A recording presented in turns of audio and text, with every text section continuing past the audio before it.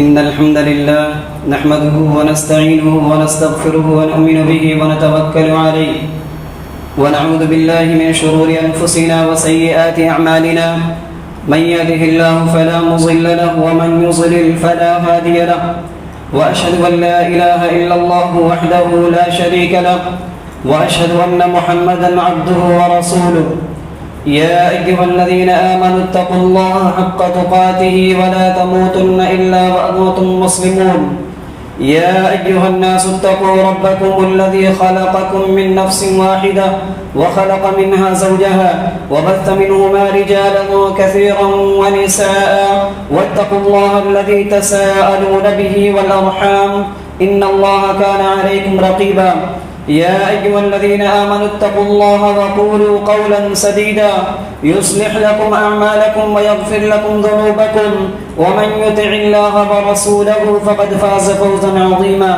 أما بعد فإن أصدق الحديث كتاب الله وخير الهدي هدي محمد صلى الله عليه وسلم وشر الأمور محدثاتها وكل محدثة بدعة وكل بدعة ضلالة وكل ضلالة في النار فأعوذ بالله السميع العليم من الشيطان الرجيم بسم الله الرحمن الرحيم وأتموا الحج والعمرة لله. محترم حاضرین جمعہ، بزرگوں، نوجوان بھائیوں، قابل احترام اسلامی ماں اور بہنوں، عزیز بچوں، پچھلے خطبہ جمعہ میں مذہب اسلام کے ایک اہم رکن حج کے حوالے سے اور حج کی فضیلت کے حوالے سے کچھ باتیں ذکر کی گئی تھی. اسی فضیلت اور اہمیت کو مزید آگے بڑھاتے ہوئے چند باتیں ذکر کی جائیں گی. حج جہاں مذہب اسلام کا ایک اہم رکن ہے، وہیں پر حج افضل الاعمال میں سے ایک عمل ہے، یعنی وہ عمل جن کی فضیلت اللہ کے نبی صلی اللہ علیہ وسلم نے اپنی حدیثوں میں ذکر کیا. انہی اعمال میں سے، انہی نیکیوں میں سے ایک اہم نیکی حج بھی ہے. پیارے نبی صلی اللہ علیہ وسلم نے کہا حج یہ افضل الاعمال میں سے ایک عمل ہے. عن ابی ہریرہ رضی اللہ عنہ عن النبی صلی اللہ علیہ وسلم سئل النبی صلی اللہ علیہ وسلم ای الاعمال افضل قال ایمان باللہ ورسولہ قیل ثم ماذا قال جہاد فی سبیل اللہ قیل ثم ماذا قال حج مبرور رواہ البخاری فی کتاب الحج. حضرت ابو ہریرہ رضی اللہ تعالیٰ عنہ فرماتے ہیں کہ پیارے نبی صلی اللہ علیہ وسلم سے پوچھا گیا، آپ سے سوال کیا گیا، ای الاعمال افضل، کون کون سے اعمال افضل ہیں، کون کون سی نیکیاں ایسی ہیں جن کی بڑی بڑی فضیلتیں ہیں.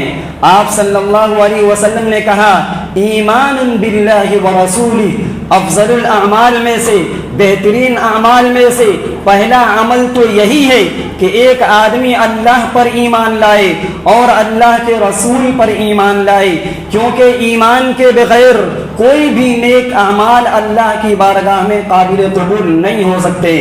آپ نے کہا سب سے افضل اعمال میں سے ایک عمل یہ ہے کہ آدمی اللہ پر ایمان لائے اور اس کے رسول صلی اللہ علیہ وسلم پر ایمان لائے. پھر پوچھا گیا اس کے بعد کون سا عمل سب سے افضل عمل ہے؟ آپ نے کہا جہاد فی سبیل اللہ، اللہ کے راستے میں جہاد کرنا، کلمہ توحید کو بلند کرنے کے لیے کافروں سے قتال کرنا، یہ افضل الاعمال ہے. پھر آپ صلی اللہ علیہ وسلم سے پوچھا گیا قیل ثم ماذا، پھر اے اللہ کے رسول کون سا عمل افضل ہے؟ آپ نے کہا حج مبرور، حج مبرور اللہ کی نگاہ میں سب سے افضل عمل ہے. حج مبرور کون سا حج ہے؟ اس سے پہلے بتلایا جا چکا ہے، وہ حج جس میں ریاکاری نہ ہو، وہ حج جس میں گناہ کا ارتکاب نہ کیا جائے، وہ حج جس حج کے بعد انسان کی زندگی بدل جائے، انسان کی زندگی میں تبدیلی آ جائے، وہ حج حج مبرور ہے، وہ حج حج مقبول ہے. تو حج افضل الاعمال میں سے ایک عمل ہے. وہیں پر جو آدمی حج کرنے جاتا ہے، حج کے ارادے سے گھر کو چھوڑ کر نکل جاتا ہے، اللہ کے نبی کہتے ہیں وہ اللہ کے مہمان ہیں. حج کرنے والے اللہ کے مہمان ہیں اور ان کا میزبان رب العالمین ہے۔ پیارے نبی صلی اللہ علیہ وسلم نے کہا عن ابن عمر رضی اللہ عنہما عن النبی صلی اللہ علیہ وسلم قال الغازی فی سبیل اللہ والحاج والمعتمر وفد اللہ وفد اللہ۔ پھر آپ صلی اللہ علیہ وسلم نے کہا دعاہم فاجابوہ وسألوہ فاعطاہم، رواہ ابن ماجہ فی کتاب المناسک۔ سنن ابن ماجہ کی صحیح حدیث ہے۔ حضرت عبداللہ بن عمر رضی اللہ عنہما اس حدیث کے راوی ہیں، وہ فرماتے ہیں کہ پیارے نبی صلی اللہ علیہ وسلم نے ارشاد فرمایا الغازی فی سبیل اللہ، اللہ کے راستے میں نکلنے والا، اللہ کے راستے میں جہاد کرنے والا، والحاج والمعتمر، اور حج کرنے والا اور عمرہ کرنے والا، وفد اللہ، اللہ کے وفد ہیں، اللہ کے مہمان ہیں، اللہ ان کا میزبان ہے۔ ہوتا کیا ہے، ہوا کیا ہے ان کی زندگی میں، دعاہم فاجابوہ، اللہ نے ان کو بلایا، اللہ نے ان کو پکارا اور وہ اللہ کی پکار پر لبیک کہہ دیے۔ اللہ رب العالمین نے دولت سے نوازا، فریضہ حج ان پر فرض ہو چکا، اللہ نے ان کو بلایا اور وہ اللہ کی آواز پر، اللہ کے پکارنے پر وہ حج کرنے کے لیے نکل گئے۔ وَسَأَلُوهُ فَآتَاهُمْ، اللہ کے یہ بندے ایسے بندے ہیں، حج کرنے والے، عمرہ کرنے والے، اللہ کے راستے میں نکلنے والے، جہاد کرنے والے، وَسَأَلُوهُ فَآتَاهُمْ، اگر یہ اللہ سے سوال کرے، اللہ سے کچھ مانگے، گناہوں سے بخشش طلب کرے، فَآتَاهُمْ، اللہ ان کو عطا کر دے۔ دو مفہوم ہو سکتا ہے، ایک مطلب تو یہ ہو سکتا ہے کہ اللہ سے انہوں نے سوال کیا اے اللہ فریضہ حج کی ادائیگی میں آسانی پیدا فرما دے، مجھے اپنے گھر کی زیارت کرا دے، اللہ سے دعا کیے، اللہ نے راستہ ہموار کیا، اللہ نے موقع نصیب کیا، وہ چلے گئے۔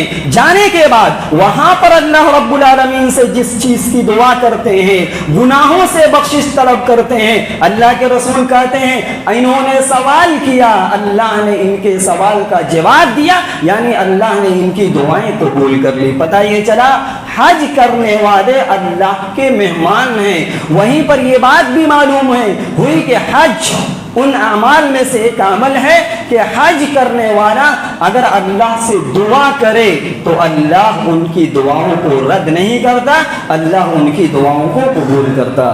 حج بڑے چھوٹے کمزور اور عورتوں کا جہاد ہے۔ کمزور آدمی، ضعیف آدمی، عورت جہاد کے قابل نہیں ہو سکتے، لیکن ہمارا جو دین ہے، ہماری جو شریعت ہے، ہمارا جو اسلام ہے، اس میں کہا یہ گیا ہے کہ اگر آدمی حج کرتا ہے تو اس کو جہاد کا بھی ثواب ملے گا۔ عن ابی ہریرہ رضی اللہ عنہ عن رسول اللہ صلی اللہ علیہ وسلم قال جہاد الکبیر والصغیر والضعیف والمرأة الحج، رواہ الطبرانی فی المعجم الاوسط۔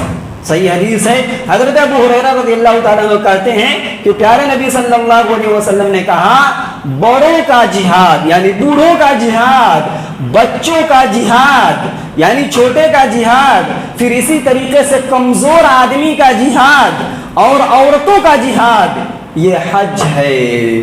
حج کا ثواب تو ملے گا ہی ملے گا، لیکن ایک طرف جہاد کا بھی ثواب ملے گا۔ حج اگر کوئی آدمی کمزور آدمی ہے، بزدل آدمی ہے، دل کے اعتبار سے کمزور ہے، جہاد کے لیے نہیں جا سکتا ہے، اگر اللہ نے دولت دیا ہے تو وہ حج کرنے چلا جائے۔ عن الحسین بن علی رضی اللہ عنہما قال جاء رجل الى النبی صلی اللہ علیہ وسلم فقال انی جبان وانی ضعیف قال حلم الى جہاد لا شوکۃ فیہ الحج۔ صحیح حدیث ہے۔ اللہ کے نبی صلی اللہ علیہ وسلم کے پاس ایک آدمی آیا اور کہا اے اللہ کے رسول انی جبان، میں بزدل ہوں، میرے پاس ہمت نہیں ہے، دل کے اعتبار سے میں بہت کمزور ہوں، میں جہاد کے لیے نہیں جا سکتا ہوں، اور جسمانی طور پر بدن کے اعتبار سے بھی میں کمزور ہوں، کیا کروں؟ جہاد کے لیے نہیں جا سکتا ہوں۔ افسوس اسی بات کا ہے کہ میں جہاد کے لیے تیار نہیں ہو سکتا۔ آپ نے کہا کوئی بات نہیں، حلم الی جہاد لا شوکۃ فیہ، آؤ آگے بڑھو، ایسے جہاد کی طرف چلو جس میں کانٹا چبھنے کے برابر بھی تکلیف نہیں ہوگی۔ کہا جس میں تکلیف نہیں ہے اس جہاد کے لیے بڑھو۔ وہ جہاد کیا ہے؟ کہا الحج، حج کرنے کے لیے نکلو۔ تو حج انتہائی فضیلت والا عمل ہے۔ اگر ایک آدمی صاحب حیثیت ہے لیکن کمزور ہے دل کے اعتبار سے بھی، اگر عورت ہے وہ جہاد پر نہیں جا سکتی ہے، صاحب حیثیت ہے، حج فرض ہو چکا ہے، اس کے لیے ضروری ہے کہ وہ حج کے لیے نکلے۔ لیکن جو آدمی حج کرنا چاہتا ہے، حج اس کے اوپر فرض ہو چکا ہے لیکن ٹال مٹول کر رہا ہے، حج کرنے کا ارادہ رکھنے کے باوجود ٹال مٹول ہے، حج نہیں کر پا رہا ہے، وقت گزرتا چلا جا رہا ہے، وہ بدنصیب ہے، وہ انسان نامراد، ناکام اور فیل مانا جائے گا۔ پیارے نبی صلی اللہ علیہ وسلم نے کہا کہ حج اسلام کا ایک حصہ ہے۔ حذیفہ رضی اللہ تعالیٰ عنہ کہتے ہیں کہ پیارے نبی صلی اللہ علیہ وسلم نے کہا الاسلام ثمانیۃ اسہم، اسلام کے 8 حصے ہیں، اسلام 8 چیزوں پر مشتمل ہے۔ آپ نے کہا الاسلام سہم، اسلام قبول کرنا خود اسلام کا ایک اہم حصہ ہے، اور کہا والصلاۃ سہم، نماز ایک حصہ ہے، والزکاۃ سہم، زکات ایک حصہ ہے، والصوم سہم، رمضان کا روزہ رکھنا ایک حصہ ہے۔ پھر کہا وحج البیت سہم، خانہ کعبہ کا حج کرنا ایک حصہ ہے، والامر بالمعروف سہم، اچھی باتوں کا حکم دینا، معروف کا حکم دینا یہ اسلام کا ایک حصہ ہے، والنہی عن المنکر سہم، بری باتوں سے منع کرنا اسلام کا ایک حصہ ہے، والجہاد فی سبیل اللہ سہم، اللہ کے راستے میں جہاد کرنا اسلام کا ایک حصہ ہے۔ یہ 8 اسلام کے حصے ہیں۔ قد خاب من لا سہم لہ، وہ انسان ناکام ہو گیا جس کی زندگی میں ان میں سے کوئی بھی حصہ نہیں ہے۔ اسلام اگر قبول نہیں کیے ہیں آپ ناکام ہیں، مسلمان ہیں نماز نہیں پڑھ رہے ہیں آپ ناکام ہیں، آپ صاحب نصاب ہیں زکوٰۃ نہیں دے رہے ہیں آپ ناکام ہیں، رمضان کا مہینہ پا چکے ہیں، صحت مند بھی ہیں، طبیعت بھی ٹھیک ٹھاک ہے، آپ روزہ نہیں رکھ رہے ہیں آپ ناکام ہیں، خانہ کعبہ تک جانے کی استطاعت ہے، حج آپ کے اوپر فرض ہو چکا ہے، آپ حج نہیں کر رہے ہیں آپ ناکام ہیں، اچھی باتوں کا حکم آپ دے سکتے ہیں آپ نہیں دے رہے ہیں آپ ناکام ہیں، بری باتوں سے آپ منع کر سکتے ہیں آپ منع نہیں کر رہے ہیں، اللہ کے رسول کہتے ہیں ایسے لوگ ناکام ہیں۔ ایک حدیث کے اندر اللہ کے نبی نے کہا، حضرت ابو سعید خدری راوی ہیں، کہتے ہیں کہ پیارے نبی صلی اللہ علیہ وسلم نے کہا یقول اللہ عز وجل، اللہ رب العالمین فرماتا ہے، یعنی یہ حدیث قدسی ہے، حدیث قدسی اس حدیث کو کہا جاتا ہے جس میں اللہ کے نبی صلی اللہ علیہ وسلم یہ بیان کرے کہ اللہ رب العالمین یہ بات کہتا ہے، یہ فرماتا ہے۔ تو اللہ کیا فرماتا ہے؟ ان عبدا صححت له جسمه ووسعت علیہ فی المعیشہ، کہ وہ بندہ، بے شک وہ انسان جس کے جسم کو میں نے صحیح سالم رکھا، اللہ نے اس کو صحت دی، تندرستی دی، ووسعت علیہ فی المعیشہ، اور اللہ رب العالمین نے اچھی خاصی رزق دیا، اللہ نے معیشت میں یعنی زندگی گزارنے کی جو بھی چیزیں ہو سکتی ہیں، مال ہو، دولت ہو، زمین و جائیداد ہو، اللہ رب العالمین نے مال و دولت سے نوازا، اور وَتَمْزِي عَلَيْهِ 5 أَعْوَامٍ، اور اس انسان پر 5 سال گزر چکے، 5 سال گزر گئے، لیکن کیا ہوا؟ لا يفد الیہ، وہ میری طرف نہیں آیا، یعنی حج نہیں کیا، لمحروم، وہ آدمی محروم ہے، وہ آدمی بدنصیب ہے، وہ آدمی اللہ کی رحمت سے دور ہے۔ تو جو آدمی صاحب حیثیت ہے، جن کو اللہ نے دولت سے نوازا ہے، بلا وجہ ٹال مٹول نہ کیا جائے، بلا وجہ کسی چیز کا انتظار نہ کیا جائے۔ پتہ نہیں کب بیماری آ جائے، پتہ نہیں زندگی میں کب کون سی مصیبت آ جائے، پتہ نہیں پیسہ کہاں خرچ کرنا پڑ جائے۔ لہذا عقل مندی اسی میں ہے، ہوشیاری چالاکی اسی میں ہے کہ آدمی وقت کا انتظار نہ کرے، جیسے ہی سہولت نصیب ہو آدمی حج کے لیے تیار ہو جائے۔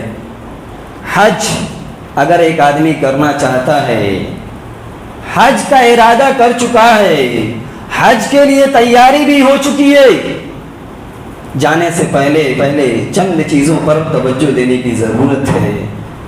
جو آدمی حج کا ارادہ کیا ہوا ہے، سارے اخراجات ہو چکے ہیں، جہاں جو کچھ دینا ہے دیا جا چکا ہے، لیکن دینے سے پہلے آدمی کو یہ سوچ لینا چاہیے، ایک حاجی صاحب کو حج کرنے سے پہلے یہ بات ذہن میں رہنی چاہیے کہ جو آپ حج کرنے جا رہے ہیں، جس پیسے سے آپ حج کرنے کا ارادہ کر چکے ہیں، وہ پیسہ پاک ہونا چاہیے، وہ پیسہ حلال ہونا چاہیے، اس لیے کہ اللہ پاک ہے اور اللہ کے دربار میں پاک چیز ہی قبول کی جاتی ہے۔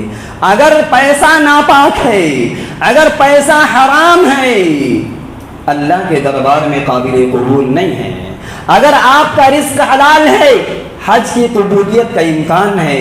اگر آپ حرام پیسہ لے کر جا رہے ہیں، سود کے پیسے سے حج کرنے جا رہے ہیں، کسی کا مال ہڑپ لیے ہوئے ہیں اور اسی کا حج کرنے جا رہے ہیں، کسی سے قرض لیے ہوئے تھے اسی کو دبا لیے ہوئے ہیں اور آپ اسی سے حج کر کر حاجی صاحب بننا چاہ رہے ہیں، تو یہیں پر سمجھ لیجئے آپ دنیا میں آپ حاجی صاحب تو کہلا سکتے ہیں، لیکن اللہ کی بارگاہ میں آپ حاجی صاحب نہیں ہیں۔ اللہ کے پیارے نبی صلی اللہ علیہ وسلم کی وہ مشہور حدیث جو 12 اس خطبے سے اس منبر سے آپ سن چکے ہیں، حضرت ابو ہریرہ رضی اللہ تعالیٰ عنہ کہتے ہیں کہ پیارے نبی صلی اللہ علیہ وسلم نے کہا تھا ان اللہ طیب لا يقبل الا طیبا، بے شک اللہ پاک ہے، اللہ کی ذات پاک ہے اور اللہ پاک ہی چیز کو قبول کرتا ہے۔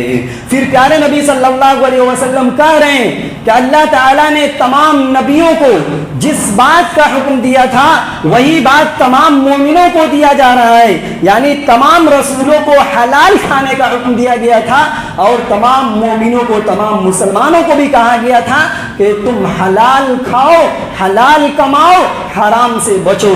اس کے بعد اللہ کے رسول ایک مثال دے رہے ہیں، کہا ثم ذکر الرجل یطیل السفر اشعث اغبر یمد یدیہ الی السماء، آپ نے ایک آدمی کا ذکر کیا، وہ آدمی جو سفر پر نکلا ہوا ہے، لمبا سفر کر رہا ہے اور اپنے ہاتھوں کو آسمان کی طرف بلند کرتا ہے، اللہ سے دعا کرتا ہے، کہتا ہے یا ربی یا ربی، اے میرے رب، اے میرے رب، میری دعا کو قبول کر لے، دعا کو قبول کر لے، حالانکہ وَمَلْبَسُهُ حَرَامٌ وَمَشْرَبُهُ حَرَامٌ وَمَطْعَمُهُ حَرَامٌ وَغُذِيَ بِالْحَرَامِ فَأَنَّى يُسْتَجَابُ لِذَلِكَ، حالانکہ اس کا کھانا حرام کا ہے، پینا حرام کا ہے، لباس جو بدن پہ ہے وہ بھی حرام کا ہے، پوری پرورش حرام کمائی سے ہوئی ہے، فَأَنَّى يُسْتَجَابُ لِذَلِكَ، دعا کہاں سے قبول ہوگی؟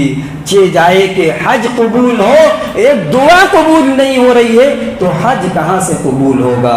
تو حاجیوں کے لیے ضروری ہے، حجاج کرام کے لیے ضروری ہے کہ پہلے مال کو پاک کرے، اس کے بعد پاک ارادہ کرے اور پاک گھر کی زیارت کرے۔ اسی طرح حج کرنے والوں کے لیے ضروری ہے کہ حج کرنے کے لیے تو جا رہے ہیں، آپ کا ارادہ تو حج کرنا ہے، مقصد اللہ کو خوش کرنا ہونا چاہیے، مقصد اللہ کو راضی کرنا ہونا چاہیے، لوگوں میں نام کمانا نہیں ہونا چاہیے، نام کے آگے یا پہلے حاجی صاحب لگوانے کی خواہش نہیں ہونی چاہیے۔ اگر یہ ہے تو آپ کا حج قابل قبول نہیں ہو سکتا۔ پیارے نبی صلی اللہ علیہ وسلم کے پاس ایک آدمی آیا اور پوچھا، سوال کیا، اللہ کے رسول ارأیت رجلا غزا یلتمس الاجر والذکر ما له اے اللہ کے رسول صلی اللہ علیہ وسلم، ایک آدمی ہے جو جہاد کرنے کا ارادہ کرتا ہے، جو چاہتا ہے کہ وہ اللہ کے راستے میں جہاد کرے، لڑائی کرنے کا ارادہ ہے، لیکن اس کے دو مقاصد ہیں، دو مقصد ہے اس کے. کہا کیا ہے؟ یلتمس الذکر والاجر، اس کو ثواب بھی چاہیے اور نام بھی چاہیے، حج کا ثواب بھی چاہیے، جہاد کا ثواب بھی چاہیے، اور حاجی صاحب کا ٹائٹل بھی چاہیے، مجاہد کی ٹائٹل بھی چاہیے. ما لہو، اس کو کیا ملے گا؟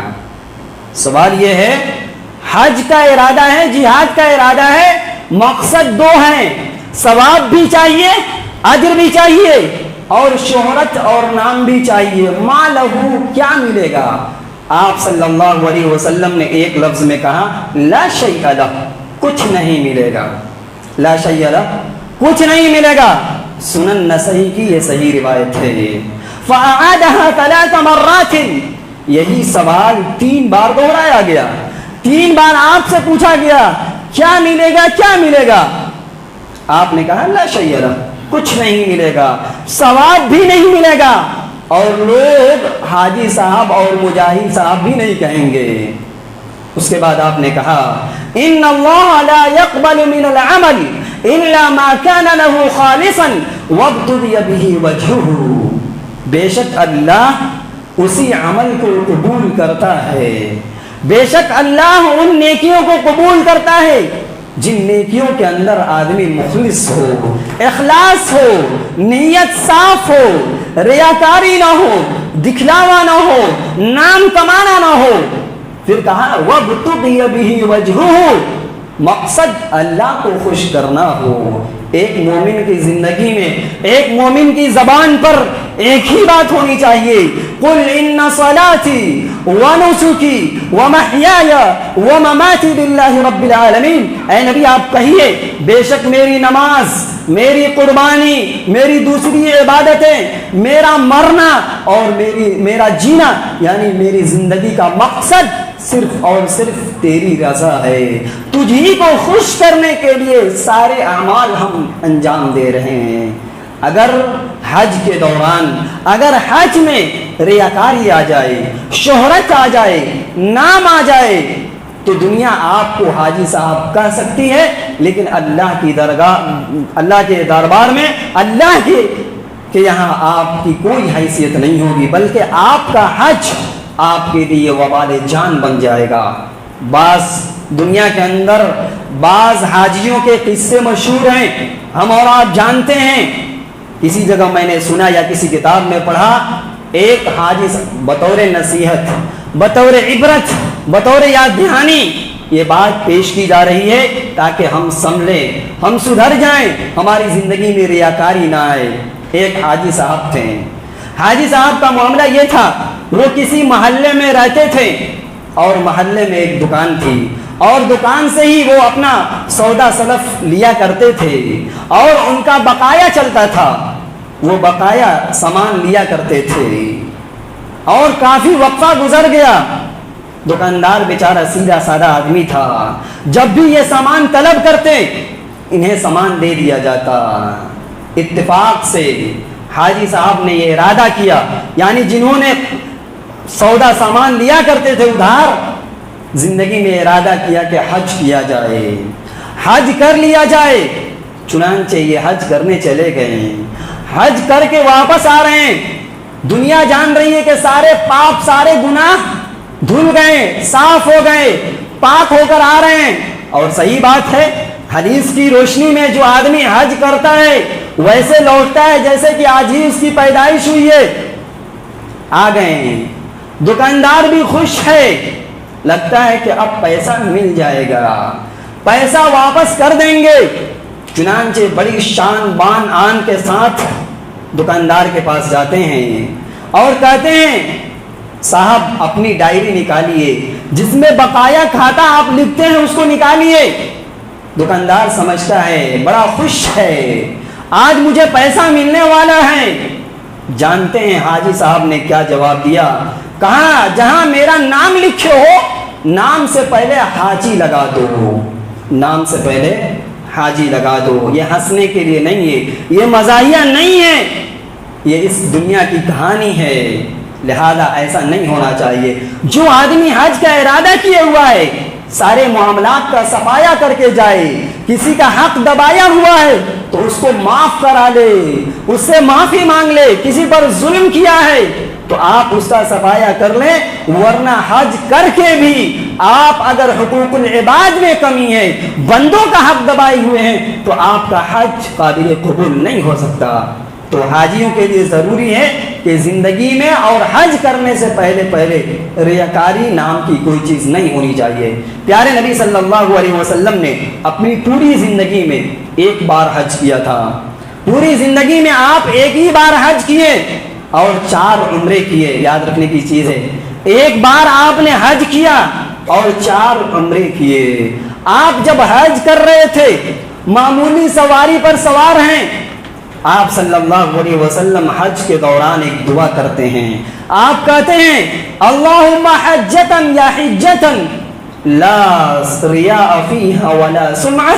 اے اللہ میں یہ حج کر رہا ہوں, اے اللہ تجھ سے دعا کر رہا ہوں کہ اس حج میں ریاکاری نہ ہو, اس حج میں دکھلاوا نہ ہو, اس حج میں دوسروں کو خوش کرنا مقصود نہ ہو. تو حاجیوں کے لیے ریاکاری سے بچنے کی ضرورت ہے. ایک آخری بات, جو آدمی حج کرنا چاہتا ہے اور حج کرنے کے بعد واپس آ جاتا ہے, واپس آنے کے بعد اسے زندگی کس طریقے سے گزارنی چاہیے. قدم قدم پر سنبھل کر زندگی گزارنی چاہیے. پچھلے تمام گناہ تو معاف ہو گئے, زندگی کی ایک نئی شروعات ہونی چاہیے. زندگی کا ایک نیا صفحہ, ایک نیا پیج شروع ہوتا ہے. اب اس میں انسان جو نیک اعمال کرے گا, اچھی اچھی نیکیوں کو جمع کرے گا, اسی کا فائدہ ہے. اور وہ آدمی دعا بھی کرے, اللہ سے دعا کرے. کیا دعا کرے؟ یا مقلب القلوب ثبت قلبی علی دینک. اے اللہ تو ہی دلوں کو پھیرنے والا ہے. ایک وقت ایسا تھا کہ میں گناہوں میں ڈوبا ہوا تھا, تیری توفیق سے تیری گھر کی زیارت کر لیا, حج کر لیا, گناہوں سے پاک ہو گیا. اے اللہ اب جو زندگی گزاروں ثابت قدمی والی زندگی عطا کرنا. اور وہیں پر یہ دعا بھی کرے ربنا لا تزغ قلوبنا بعد اذ ہدیتنا وہب لنا من لدنک رحمہ. اے اللہ تو میرے دل کو ٹیڑھا نہ کرنا, میرے دل کو ثابت قدمی عطا کرنا, دل کے اندر اچھے جذبات پیدا کرنا, برائیوں سے بچے رہنے کی توفیق دینا. میرے اسلامی بھائیوں, حج اور حاجیوں کے حوالے سے چند باتیں ذکر کی گئیں. اللہ رب العالمین سے ہم دعا کرتے ہیں کہ اللہ رب العالمین ہمیں حج کی اہمیت اور حج کی فضیلت کو سمجھنے کی توفیق نصیب فرما. رب العالمین حاجیوں کو رزق حلال یعنی حلال کمائی, حلال پیسے سے حج کرنے کی توفیق نصیب فرما. رب العالمین جو بھی حج کا ارادہ یا عمرے کا ارادہ رکھتے ہیں, اللہ تعالیٰ ان کی زندگی میں ریاکاری, دکھلاوا, نام کمانا نہ ہو, اللہ انہیں اس کی توفیق دے. رب العالمین ہم میں جو بیمار ہیں, بعض لوگوں نے دعا کی درخواست کی ہے, بہت سارے لوگوں نے دعا کی اپیل کی ہے. اللہ رب العالمین سے دعا کرتے ہیں جن کے جو بھی مسائل ہیں, اللہ رب العالمین ان کے مسائل کو اللہ رب العالمین حل کر دے. رب العالمین جو مقروض ہیں, قرض دار ہیں, ان کے قرض کی ادائیگی کا راستہ آسان فرما دے. جو مسلمان پریشان حال ہیں, اللہ رب العالمین ان کی پریشانیوں کو دور فرما دے. آمین. اللهم ارنا الحق حقا وارزقنا اتباعه وارنا الباطل باطلا وارزقنا اجتنابه. ربنا آتنا في الدنيا حسنه وفي الآخرة حسنه وقنا عذاب النار. وآخر دعوانا ان الحمد لله رب العالمين.